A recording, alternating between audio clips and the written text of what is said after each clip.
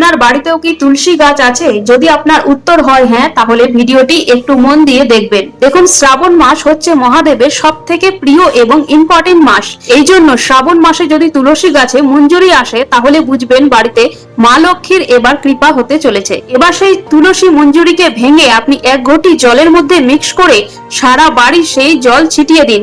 এতে বাস্তুদোষ ঠিক হবে। যদি আপনার হাতে টাকা থাকে না, তাহলে আপনি তুলসী গাছের মঞ্জুরিকে ভেঙে রোদের মধ্যে শুকিয়ে নিন। এবার সেই শুকনো মঞ্জুরিটি আপনি সবুজ রঙের কাপড়ে বেঁধে বৃহস্পতিবারের দিনে যেখানে টাকা রাখেন সেই জায়গায় রেখে দিন। দেখবেন আপনার টাকা কখনোই হাত থেকে খালি হবেই না।